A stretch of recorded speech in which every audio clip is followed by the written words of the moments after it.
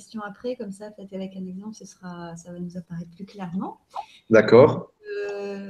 Une personne qui est née le 4 août 83 à 15h15 du matin à Lille. Voilà. D'accord. Je montre l'écran. Ouais. Ah oui, comme ça, tu nous expliques. Ouais, d'accord. Pam, pam.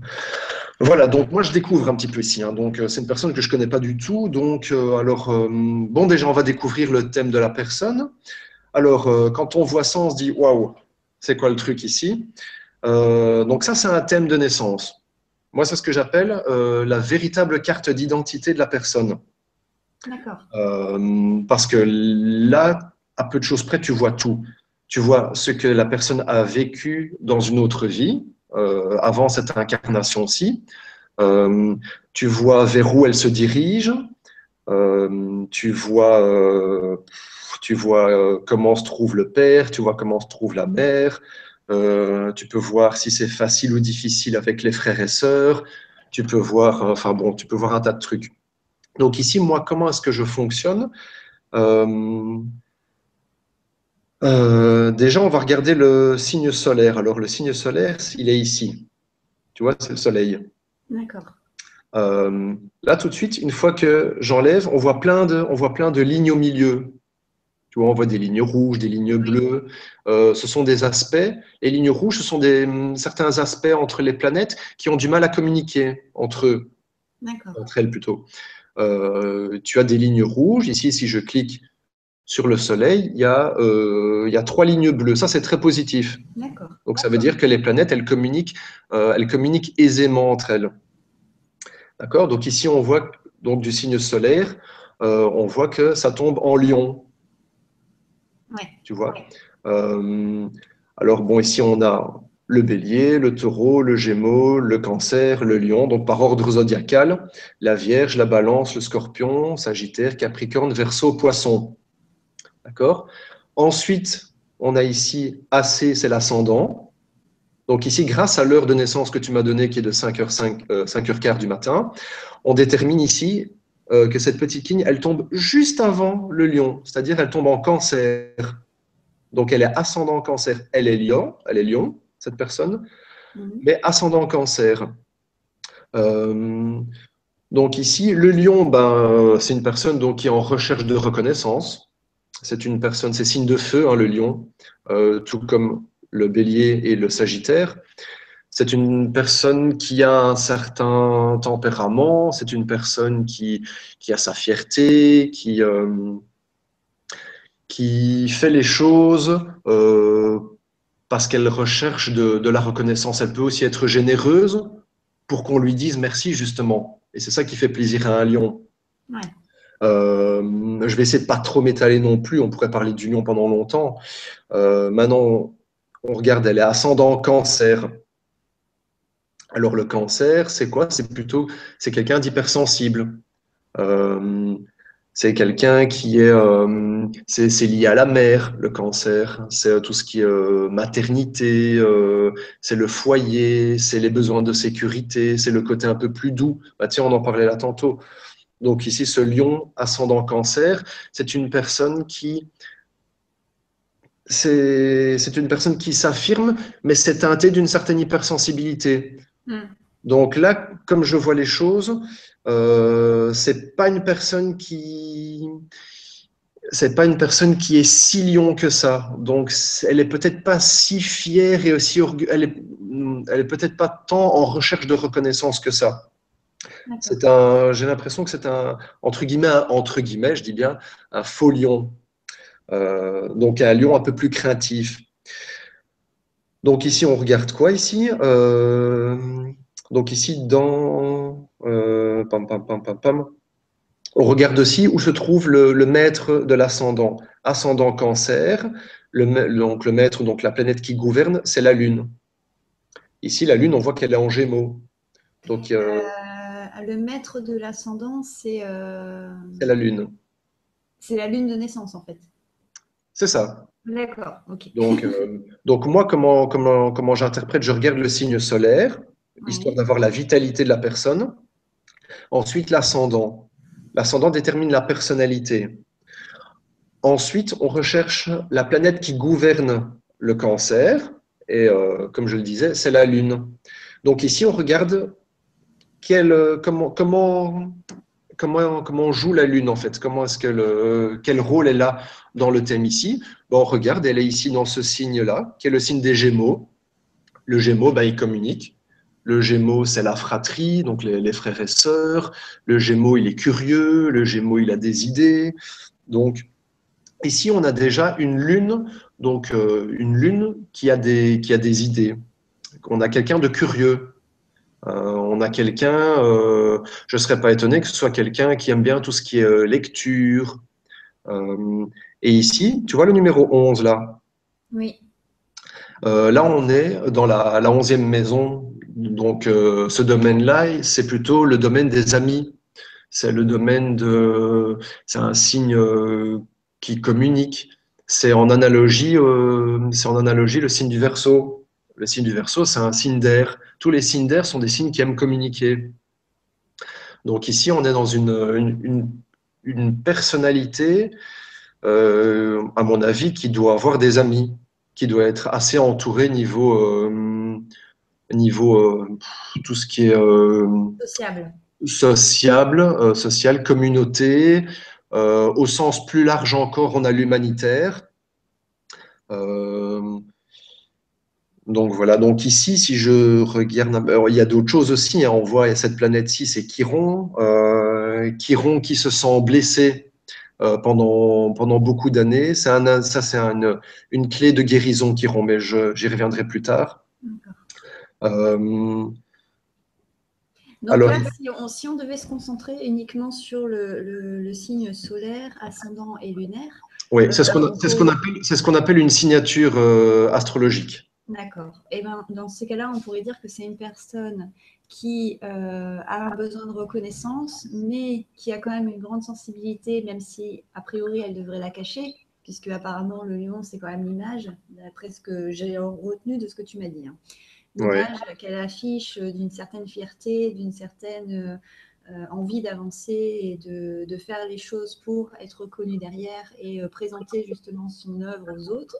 Mais en dessous, vu qu'elle est cancer, ce serait quelqu'un qui serait quand même assez sensible et assez quand même plus dans la douceur, on va dire, dans le quotidien, et qui est très attaché à tout ce qui est famille, amis, relations avec les autres, en fait. oui, c'est ça. Je dirais même avec une lune comme ça en Gémeaux et en maison 11, donc la maison des amis, de la communauté, plus l'aspect social, je dirais qu'elle pourrait même élargir un peu plus sa famille et que ses amis, à la limite, pourraient même, de manière plus globale, dans son cœur, plus faire partie aussi de sa famille.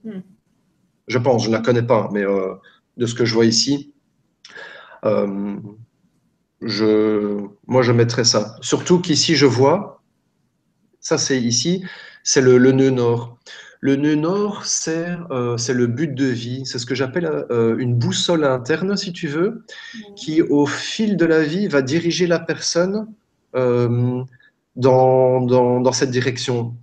C'est un petit peu ce que l'âme est venue accomplir sur Terre dans cette vie-ci, D'accord. tu vois. Ouais. Et ici, ça tombe dans le Gémeaux. Donc ici, l'énergie est Gémeaux. Ce sera l'énergie dans laquelle elle va très fort s'épanouir. Elle va très vite, enfin très vite. Elle va sentir qu'il y a un bonheur quand elle se dirige vers l'énergie Gémeaux. Donc je ne serais pas étonné que ce soit une personne qui communique beaucoup, qui a des idées, qui peut les partager justement avec ses amis et dans la vie sociale justement. Et elle pourrait retrouver une certaine fierté, elle pourrait retrouver une certaine reconnaissance justement en partageant ses idées à la vie communautaire. Ça correspond bien pour l'instant. Maintenant, j'en suis qu'au début, hein, j'ai pas du tout regardé tout le reste. Parce que je vais quand même dire un mot pour les gens qui vont regarder la vidéo, c'est que Fouad ne connaît pas la personne, mais moi je la connais. Donc je peux vérifier si ce qu'il nous raconte et si le thème qui ressort correspond bien à la personne. Et pour l'instant, c'est à sans faute. Bah, ça va, parfait. Et du Euh, coup, au niveau de... Parce que là, on a parlé des qualités, des forces, etc. Mais est-ce qu'on peut voir aussi, par exemple, les défauts de la personne avec ces trois signes, ces trois pendants-là? Tu sais, les défauts pour l'un vont être des qualités pour quelqu'un d'autre. Oui, non, mais on va dire, je vais remplacer le mot défaut, mais on va dire les choses qui pourraient bloquer la personne dans son avancée, par exemple. Alors, il y a plein, il y a plein, il y a plein il y a plein de choses qu'on peut regarder. Certains astrologues vont se baser sur l'une ou l'autre chose. Moi, ce que j'aime bien regarder ici, surtout que là, avec cette signature astrale, Lion ascendant Cancer, le lion ici, lui, il est gouverné par le soleil. Le Ouais. soleil, c'est l'image du père. L'ascendant Cancer, le Cancer est gouverné par la lune. La lune, c'est l'image de la mère. C'est déjà très intéressant. On a une signature astrologique qui reprend les deux luminaires principaux de notre système solaire, qui sont la Lune et le Soleil. Et donc, on a ici, justement, dans cette même signature astrale, on a l'image du père et de la mère.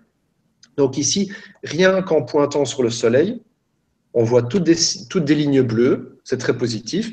Et si on pointe sur la Lune, on voit une ligne bleue et on voit plusieurs lignes rouges. Donc, rien qu'ici, moi, je pourrais déjà dire qu'il y a un peu plus de complications vis-à-vis de sa mère que vis-à-vis de son père. Hmm. Je pourrais dire que il me semble qu'elle voit sa mère un petit peu absente. Euh, un petit peu, j'ai même l'impression que sa maman, euh, un peu comme si sa maman n'était pas suffisamment présente pour elle ou ne l'a pas été suffisamment, ou qu'elle s'est sentie privée de sa maman, Hmm. tu vois. Euh, Rien qu'en regardant ça, tu vois. Parce qu'ici, par exemple, c'est des petits détails techniques, mais je pense que ça peut intéresser certaines personnes, notamment toi, si tu veux te mettre à l'astrologie. Donc ici, on voit que la Lune, elle tire une opposition. L'opposition, c'est la ligne, c'est les deux lignes rouges qui traversent le thème astral et qui Ouais. arrivent de l'autre côté ici, qui arrivent sur Jupiter et sur Uranus. Uranus, lui, gouverne le Verseau. Le Verseau est un signe indépendant. Donc, quand on a une relation avec une ligne rouge, pour pas trop rentrer dans les détails non plus, quand on a cette ligne rouge entre une Lune et un Uranus, ou entre un Soleil et un Uranus, on peut imaginer que le père ou la mère a été apparenté par l'absence. Peut-être que le parent, peut-être que là, on peut imaginer plein de cas de figure, mais un astrologue n'est pas un devin. Hmm.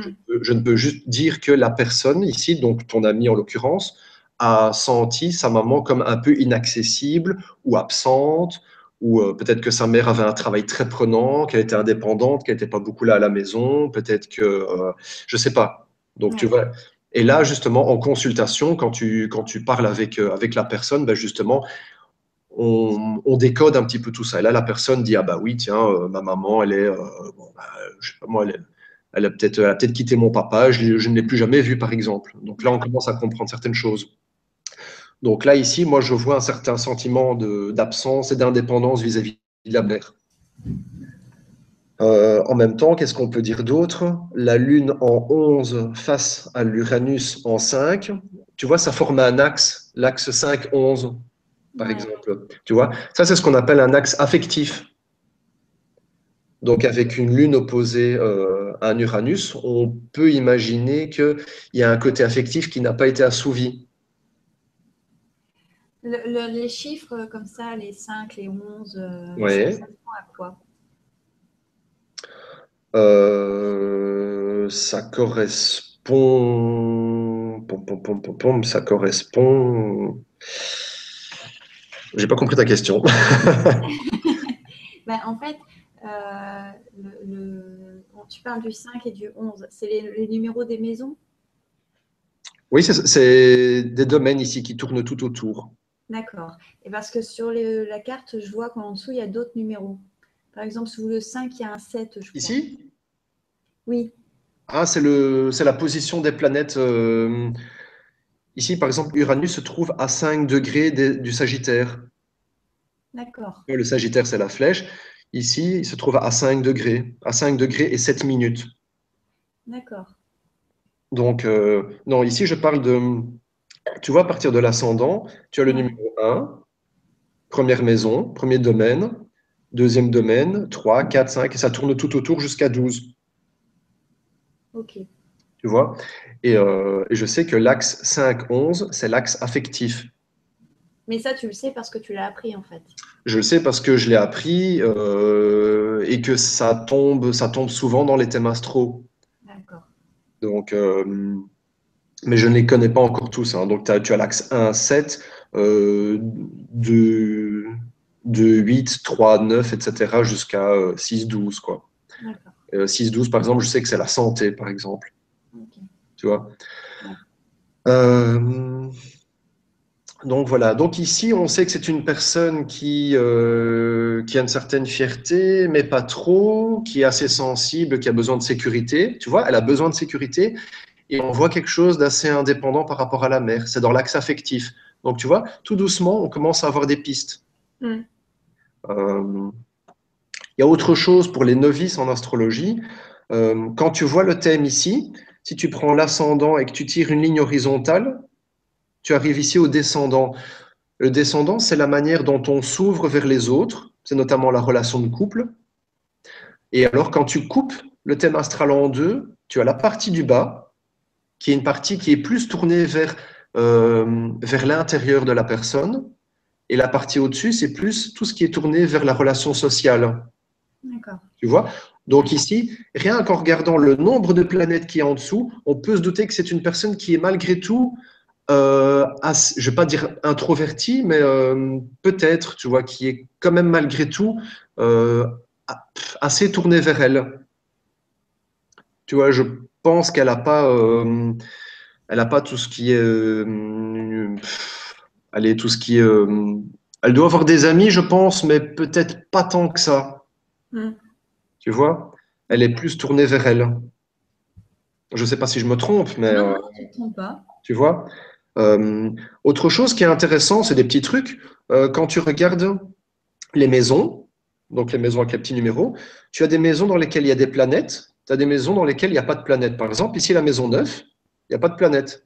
Ouais. Ça ne veut pas dire qu'il ne s'y passe rien. Mais quand tu regardes une maison où il y a des planètes, tu sais qu'il y a une certaine préoccupation dans cette planète. Il y a de l'activité. Tu vois, par exemple, ici, avec un soleil en maison 1, la personnalité de la personne, elle est quand même prise par le soleil. Hmm. Donc, elle s'individualise quand même, cette personne. Tu Et le vois? fait de rien avoir en neuf, du coup, ça veut dire que c'est latent ou que c'est pas Alors, important. quand tu n'as rien, quand tu n'as rien, c'est que la personne n'est pas particulièrement préoccupée par ce domaine-là. D'accord. Euh, je vais donner La un. maison neuve, par exemple, c'est quoi? La maison 9, elle est reliée de manière analogique au Sagittaire. Le Sagittaire, pour donner une image, pour que ce soit assez compréhensible, donc c'est un signe de feu, donc c'est un signe qui aime bien avoir raison. C'est un signe, donc quand tu vois le Sagittaire, en fait, il décoche sa flèche, il l'envoie très très loin et il va se donner un but. Il va Hmm. se donner des grands buts, des buts à long terme, des buts de grande envergure. C'est tout ce qui est l'aspect du grand. C'est les grands voyages, c'est les grandes études, c'est tout ce c'est tout ce qui va motiver la personne à garder un but à long terme. C'est le contraire du bélier, par exemple. Le bélier, il enfonce une porte, mais il va pas voir ce qu'il y a derrière. Le sagittaire, il va prendre le temps, enfin, prendre le temps, c'est plus du capricorne, mais il va se donner des grands objectifs et il va faire ce qu'il faut pour les atteindre. La maison 9, c'est aussi lié à tout ce qui est domaine philosophique, les grandes idées, tu vois? Ouais. Donc c'est un petit peu l'aspect du grand. Et avec des signes de feu, tu vois un Sagittaire, il va pas s'avouer vaincu. Et même s'il a tort, il te dira qu'il a raison. Ouais. Voilà, une fois de plus, tu vois, c'est les énergies de feu, c'est la fierté, c'est le besoin de s'affirmer, c'est les dominants. Du coup, pour la personne qu'on est en train de regarder, Ouais. ce serait quelqu'un qui n'a pas forcément des grandes aspirations pour sa vie, enfin des projets de grande ampleur. Ah non, ça veut rien dire. Non, si, ça Non, veut. ça serait trop facile, ça. Bah Alors voilà. ici, parce que des grandes aspirations, tu vois, moi ici, avec ce nœud nord dont je parlais là tantôt, en maison 11, la maison 11, donc c'est tout ce qui est vie sociale, communautaire, les amis, mais c'est aussi l'humanitaire. Elle peut faire de grandes choses dans l'humanitaire, tu vois. Mm. Donc, mais ça, on peut découvrir par la suite. Alors, quand une planète, on va reprendre enfin, pour cette maison-là qui n'a pas de planète, donc où il n'y a pas de préoccupation principale, je vais dire, ou de préoccupation particulière pour tout ce qui est des grands buts de vie, des grands objectifs ou une philosophie particulière. Quand il n'y a pas de planète ici, ben, on fait quoi? On regarde le début de la maison qui est ici. Je ne sais pas si on voit le curseur. Oui. Le début d'une maison, on appelle ça en termes astrologiques une cuspide. La cuspide, elle arrive dans ce signe-là qui est le signe du poisson. Donc en fait, on pourrait dire, rien que comme ça, on pourrait dire que euh, les énergies du poisson vont peut-être mélanger avec des énergies du Sagittaire. Donc on pourrait imaginer que cette personne ait une certaine spiritualité, la spiritualité du poisson, qui serait mélangée à la philosophie du Sagittaire. Donc on pourrait imaginer que ce soit une personne qui ait quand même une certaine façon de penser assez évoluée en termes de spiritualité, tu vois. Ouais. Ensuite, ce qu'on peut faire, on va rechercher qui gouverne le poisson. Le poisson est gouverné par Neptune. Donc, on va chercher où se trouve Neptune. Hop, Neptune est ici. Tu vois le trident? Oui. Tu vois? Neptune se trouve en quoi? En Sagittaire. Tiens, tiens, Comme de par hasard. comme de par hasard. Tu vois? Donc, tout est lié. Donc ici, si on veut prendre un petit peu l'exemple, Neptune ici, en Sagittaire, il va tomber en maison 6. Je ne sais pas si tu vois là, c'est un Oui. mélange. Hein. La maison 6, c'est le travail au quotidien. C'est le quotidien de la vie, mais le travail au quotidien, c'est la maison de la santé aussi. Mm. C'est les petits animaux. Alors ici, on pourrait imaginer quoi? C'est que au niveau du travail au quotidien, on pourrait imaginer certains idéaux. euh, On pourrait imaginer que la personne aurait certains idéaux du travail au quotidien, par exemple. Alors, si on pointe sur Neptune, on voit que Neptune part, euh, on voit une ligne rouge au milieu qui rejoint le nœud nord, donc qui pourrait empêcher, qui pourrait donner certaines complications de s'épanouir dans le but de vie qui est la communication sociale. Tu vois? Quand on parle de communication sociale, on voit que la personne, elle a plein de planètes en dessous, donc c'est une personne qui peut être introvertie. Je pense pas que ce soit un lion qui s'affirme tant que ça, en fait. Au plus j'avance dans le thème, au plus je pense que c'est un lion qui ne cherche, qui ne s'avance pas comme les autres lions, qui ne s'affirme pas comme les autres lions, justement. C'est une personne qui est assez introvertie. Et son but de vie, justement, ce sera de communiquer avec les gens. Ce Mm. sera de s'avancer un petit peu plus oui, dans tout ce qui est communication à autrui, communication euh, au sens large humanitaire. Alors ici, Neptune, dans son travail au quotidien, euh, a envie d'idéaux, a envie de grandes aspirations, peut-être spirituelles et philosophiques, mais ça a du mal avec son but de vie. Ça, c'est un détail. Il faut savoir que s'il y a un nœud nord à cet endroit-là, il y a un nœud sud à l'endroit pile opposé au nœud nord. Et là, tu vois, sur Neptune, je suis pile opposé au nœud nord, c'est-à-dire je suis sur le nœud sud. Le nœud sud n'est pas indiqué ici sur la carte. D'accord. D'accord? Le nœud sud, c'est quoi? Ce sont les traces de l'ancienne vie de cette personne. Ce sont les atouts, la personne, elle arrive, elle naît, Elle arrive au monde, elle a des valises, elle a des bagages. Quand on ouvre ces bagages, on dit voilà, la personne, elle sait faire ça, ça, ça, ça, ça, parce qu'elle a acquis ces expériences dans une autre vie. Ok. Tu vois? Ouais. Donc ici, évidemment, je ne la connais pas la personne, mais ici, avec un nœud sud conjoint Neptune, je ne serais pas étonné qu'elle ait certains côtés spirituels déjà acquis, tu vois, qu'elle ait acquis dans une autre vie. On peut imaginer que dans une autre vie, elle ait travaillé dans dans tout ce qui est religieux, dans tout ce qui est spirituel. Euh, le poisson, enfin ici Neptune est lié au poisson. Le poisson, il aime bien aider. Donc elle a peut-être été infirmière dans une autre vie. Elle a peut-être fait don de soi. Elle a peut-être fait don, oui, don de sa personne. Mhm. On peut imaginer que le poisson, il va aider. Il va pas proposer son aide, il va imposer son aide. Il va imposer fortement son aide, quitte à se sacrifier pour les autres. Donc on peut imaginer que dans une autre vie, elle ait vraiment fait don d'elle de manière très avancée, tu vois. Ouais. Maintenant, si tu en discutes avec la personne, tu vas peut-être, bon, tu dois le savoir si tu la connais. Euh, le fait d'aider les autres, c'est quelque chose qui est inné pour elle, Ouais. tu vois. Et ça, c'est ce Neptune qui est une trace de ça. Donc, on sait d'où elle vient, on connaît ses acquis, on sait où elle va. Et maintenant, si tu veux, on peut regarder quelles sont les embûches.